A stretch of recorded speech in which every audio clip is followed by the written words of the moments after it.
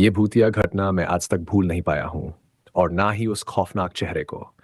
ये बात करीब 10 साल पहले की है, जब मैं नौकरी की तलाश में इधर-उधर भटकता रहता था, लेकिन मुझे कहीं भी नौकरी नहीं मिल रही थी। रोज़ थक-हार कर घर बैठ जाता था। पैसों की सख्त ज़रूरत थी। समझ नहीं आ रहा था कि क्या करूँ? एक दिन अचानक मुझे एक कॉल आया, सिक्योरिटी गार्ड की नौकरी है। करोगे? रात में ड्यूटी करनी होगी और सैलरी भी अच्छी मिलेगी। उस वक़्त मुझे नौकरी की बहुत ज़रूरत थी, इसलिए मैंने बिना सोचे-समझे हाँ कह दिया। लेकिन मुझे क्या पता था कि यही हाँ मुझे एक खौफनाक जगह तक ले जाएगी। मैंने 2-4 रात वहाँ ड्यूटी की, सब कुछ बिल्कुल नॉर्मल लगा।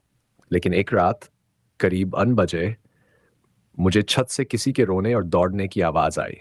मैं चौंक गया क्योंकि वो घर खाली था, वहाँ कोई नहीं रहता था, सिर्फ़ महँगे सामान रखे थे। मैं डरते-डरते ऊपर गया, लेकिन छत पर कोई नहीं था। मैंने खुद को समझाया, शायद मेरा वहम है। जैसे ही मैं नीचे आने लगा, मेरी नज़र छत के एक कोने पर गई और जो मैंने देखा, वो देखकर मेरी सांसें रुक गई। एक लड़की वहाँ खड़ी थी, बिल्कुल चुप, बिना हिले। मैंने डरते हुए पूछा, "कौन कौन हो तुम?"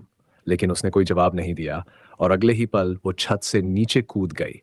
मेरे होश उड़ गए। मैं भागते हुए नीचे गया, लेकिन नीचे कोई भी नहीं था। अब तो मेरे शरीर में जैसे जान ही नहीं बची थी। मैं समझ ही नहीं पा रहा था कि मेरे साथ क्या हो रहा है। तभी मैंने ऊपर देखा, वही लड़की फिर से छत पर खड़ी थी। लेकिन इस बार उसका चेहरा बेहद भयानक था। आंखें काली, चेहरा टेढ़ा और एक डरावनी मुस्कान। मेरे हाथ-पैर कांपने लगे, सांसें तेज हो गई और मैं बिना पीछे देखे वहां से भाग गया।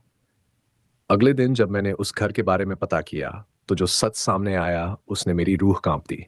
कुछ साल पहले उसी छत से एक लड़की ने कूदकर आत्महत्या कर ली थी और तब से उसकी आत्मा उसी घर में भटकती है। और आज भी जब वो रात याद आती है तो ऐसा लगता है जैसे वो भयानक चेहरा अभी मुझे देख रहा है।